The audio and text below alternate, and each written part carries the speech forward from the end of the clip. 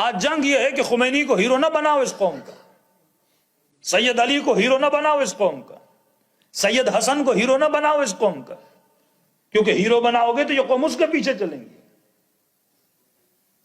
ہاں اگر کوئی نشائی ہے، کوئی موالی ہے، کوئی بابا ہے، کوئی دن رات بیٹھ کے اللہ اللہ کروانے والا ہے، اسے ہیرو بنا دو، کوئی مسئلہ نہیں ہے۔ بند کمروں میں بیٹھ کر اللہ کا نام لینے والوں کو ان کا ہیرو بناؤ، کوئی ایشو نہیں ہے، لیکن ایسے کو ہیرو نہ بناؤ جو مردہ قوموں کو زندہ کرتے ہیں۔ خدا عزتیں دیتا ہے قربانیاں دینے والا۔ کیوں جناب سلمان کی پیٹھ پہ رسول نے ہاتھ مار کے بولا کہ اس کی قوم ہوگی، اگر علم ثریا پر بھی ہو تو وہ لے کر آئیں گے۔ کیوں ان شہداء کا ذکر غیبت امام زمانہ کی کتاب غیبت نعمانی میں آپ پڑھیں کہ امام کی غیبت سے ظہور سے پہلے خدا ایک قوم کو لائے گا جن کے ایمان فولادی ایمان ہوں گے، ایسی مائیں ہوں گی جو اپنے بچوں کو راہ خدا میں قربان کریں گی۔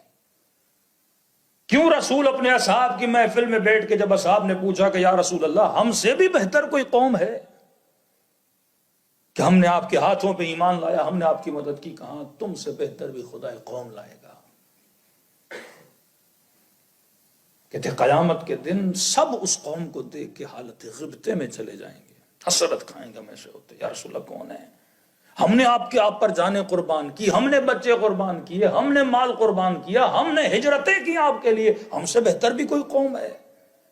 فرمایا تم سب نے مجھے دیکھ کر قربانیاں دی، لیکن ایک قوم آئے گی جنہوں نے محمد کو دیکھا نہیں ہوگا لیکن اپنے بچے محمد کے لیے قربان کریں گے، جنہوں نے علی مرتضیٰ کو دیکھا نہیں ہوگا لیکن نام علی پہ اور نام زہرا پہ اپنی نسلوں کو قربان کر دیں گے۔ اس قوم کی مثال انقلاب اسلامی کے بعد آپ کو نظر آتی کہ ایک ایک ماں نے اپنے 5 بچے قربان کیے۔ تاریخ میں بے نظیر ہے ایران کے شہداء کی مثال، 2.5 لاکھ کے قریب شہید۔ ایک مرتبہ آدمی شہید ہوتا ہے غیر ارادی شہید، روڈ پہ جا رہا ہے، کسی نے گولی مار دی، کسی حادثے میں کسی بم میں شہید ہو گیا، وہ بھی شہید ہے، لیکن ایک ارادی شہید ہے کہ امام کے کہنے پہ نہیں، امام زمانہ کے کہنے پہ نہیں، رسول خدا کے کہنے پہ نہیں، ایک عالم کے کہنے پر، اور اس قدر محبت اس عالم سے کہ عورتوں نے اپنے بچے قربان کر دی۔ اہل سنت کا عالم ہے ڈاکٹر اسرار کہتا ہے جب میں نے یہ دیکھا تھا کہ شاہ کی ٹینکیں کھڑی تھی اور مائیں اپنے 6 مہینے کے بچوں کو، دودھ پیتے بچوں کو سینے سے لگا کے شاہ کی ٹینکوں کے سامنے کھڑی ہو گئی، کہتا اس وقت میں نے یہ بول دیا تھا کہ اس قوم کو کوئی ہرا نہیں سکتا، کیونکہ اس قوم نے اگر جذبہ لیا ہے تو میدان کربلا سے جذبہ لیا ہے۔ خدا عزت دیتا ہے جب آپ اس جذبے پہ آ کے کھڑے ہو جاتے ہیں، خدا لوگوں کے دلوں میں آپ کی محبت کو نافذ کر دیتا ہے جب آپ اس جذبے پہ کھڑے ہوتے ہیں۔ ایک طرف ملینز آف ڈالرز کا پروپیگنڈا مکتب تشیع کے خلاف، ملینز آف ڈالرز، فرقے بنائے گئے، مذہب بنائے گئے، مفتی خریدے گئے، مولوی خریدے گئے، ممبر خریدے گئے، لاؤڈ اسپیکرز خریدے گئے، چینلز بنائے گئے، کتابیں بنائی گئیں، لیکن ساری محنتوں کے بعد آج خدا نے عزت کس کو دی ہے؟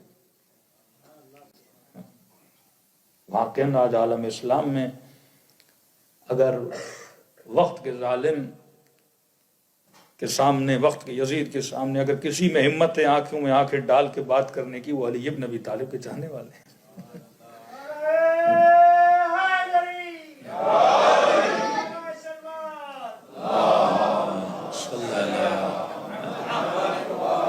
یہ کوئی اپنے قصیدے یا میاں مٹھو بننے والی باتیں نہیں ہیں،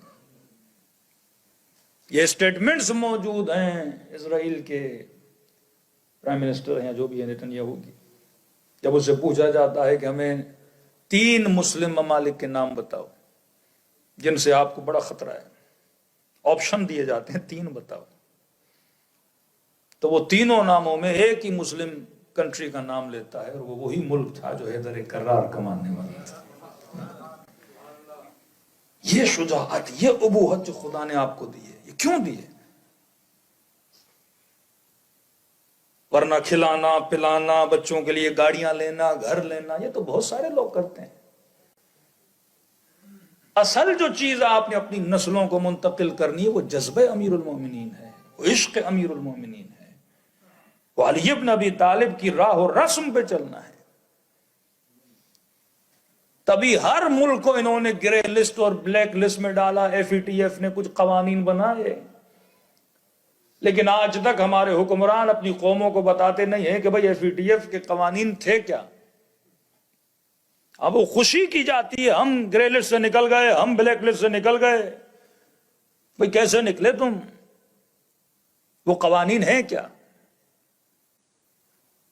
آخری زمانے میں دجال آئے گا، تمہارا مال تمہارے کھانے کو، تمہارے پیٹوں پہ لات مارے گا کہ اگر میری بات کو نہیں مانو گے میں تمہارے لیے زمین کو تنگ کر دوں گا۔ اور فرمایا جو اس کے سامنے کھڑے ہوں گے، یہ لفظ جو آپ سینکشن کا سنتے ہیں یہی ہے، فارسی میں تحریم بولتے ہیں سینکشن۔ سینکشن کس چیز کا ہوتا ہے؟ پیسے کے سینکشن ہوتے ہیں نا۔ بینکنگ بند کر دیں گے، تعلقات بند کر دیں گے، امپورٹ ایکسپورٹ کو بند کر دیں گے، لیکن وہ شکیں، وہ باتیں جو بتائی گئی تھی اگر عمل نہیں کرو گے تو آپ کے ملک کو بلیک لسٹ میں ڈالا جائے گا۔ زیادہ اس کی تفصیل میں نہیں جا رہا، لیکن ان باتوں میں سے ایک بات یہ تھی کہ آپ اپنی قوموں کو اپنے شہداء کے تعریفی جملات اور نام اپنے بچوں کو نہیں بتاؤ گے۔ کہ ایران کے کرنسی کا نوٹ ہوتا تھا، وہاں پہ نوٹ پہ شہید فہمیدے کی پکچر ہوتی تھی۔ شہید فہمیدے کو 14 سال کا بچہ تھا کہ جنگ کے دوران ہر جگہ پہ عراقیز کا قبضہ ہو گیا تھا اور ایک ٹینک عراقیوں کا آ رہا تھا، اگر وہ ٹینک اس سنگر کو پار کر دیتا تو سمجھیے کہ وہ پورا خطہ ان کے قبضے میں، ان کے پاس کچھ بھی نہیں تھا۔ تو شہید فہمیدے وہ بچہ تھا جس نے اس ٹینک کے نیچے جا کے اپنی جان کی قربانی دی اور اس ٹینک کو کیا کیا تھا؟ تباہ کیا تھا۔ ایک شرط یہ تھی آپ اپنے بچوں کو شہداء کا درس نہیں دو گے، فداکاری کا درس، عشق محمد اور آل محمد کا درس آپ نہیں دو گے۔ جس طرح پاکستان میں شہید بھٹی اور فنا فلا، یہ ساری کتابوں سے قصے نکال دو، کیونکہ جب آپ کسی کو ہیرو بناتے ہو اور اس ہیرو سے نسلیں محبت کرتی ہیں، اور جب محبت کرتی ہیں تو اس کے راستے پہ، اس کی خط پہ وہ چلنا چاہتے ہیں نا۔ آج جنگ یہ ہے کہ خمینی کو ہیرو نہ بناؤ اس قوم کا، سید علی کو ہیرو نہ بناؤ اس قوم کا، سید حسن کو ہیرو نہ بناؤ اس قوم کا، کیونکہ ہیرو بناؤ گے تو یہ قوم اس کے پیچھے چلیں گی۔ ہاں اگر کوئی نشائی ہے، کوئی موالی ہے، کوئی بابا ہے، کوئی دن رات بیٹھ کے اللہ اللہ کروانے والا ہے، اسے ہیرو بنا دو، کوئی مسئلہ نہیں ہے۔ بند کمروں میں بیٹھ کر اللہ کا نام لینے والوں کو ان کا ہیرو بناؤ، کوئی ایشو نہیں ہے، لیکن ایسے کو ہیرو نہ بناؤ جو مردہ قوموں کو زندہ کرتے ہیں۔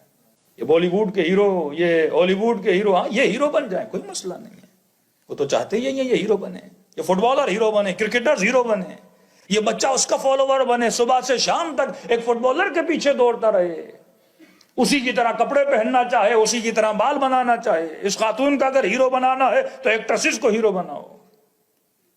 یہ نبی باطل ہے۔ یہ جو فلموں کے ڈائریکٹر ہیں، یہ جو ڈراموں کے کیا بناتے ہیں آپ کے بچوں کے لیے؟ یہ کریکٹرز بناتے ہیں، یہ ہیرو بناتے ہیں۔ کس کو ہیرو بنا رہا ہے؟